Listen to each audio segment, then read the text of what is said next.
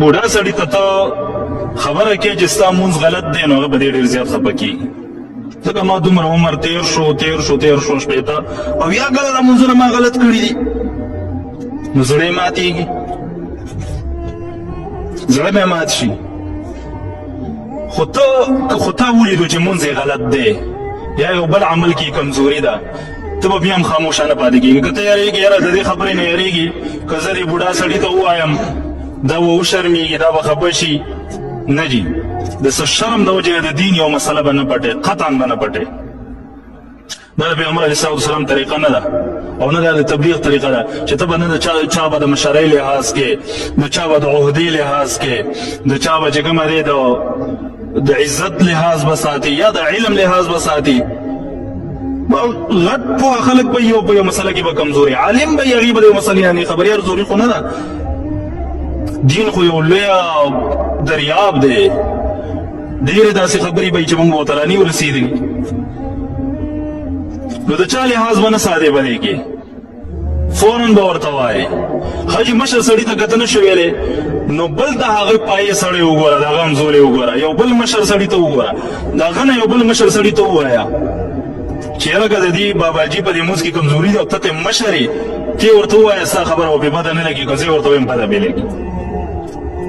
نو بهتره طریقه ده د تبلیغ په هغه طریقې سره ورته ووایه نو څنګه یو خبره مې وکړه حضور صلی الله علیه وسلم په مسجد کې به چې چا مونځ غلط کولو فوراً به ورته وي فوراً سستي به یې نه کوله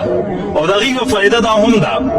که فوراً تا هغه ته دا ونه وي نو ستا نه به دا موقع لاړه شي بیا به تا ته دا موقع نه میلاوېږي چې تا هغه ته ووایي چې دا مونځ نه دا غلطي وباسي نو فوراً ویل پکار دي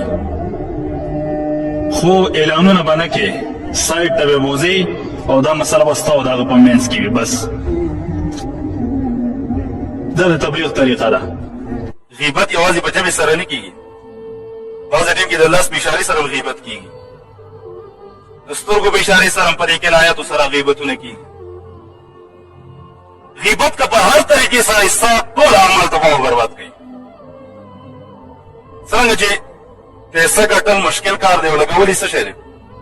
آسان کار دی چې ګټې او لږه دې شین شو چې لګي پوهېږې به پرې نه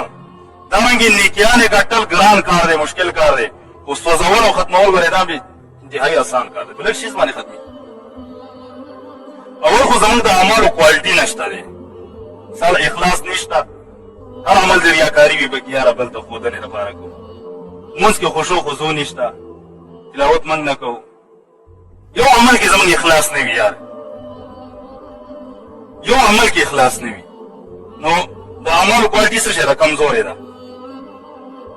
وزن یې کم دی او بیا چې ورپسې موږ غیبت هم کوو کمزوري اعمال په اخیسته غیبت باندې ختم کړو لاره تباه او برباد شي لاره به په کوم حالت کې پیش کېږي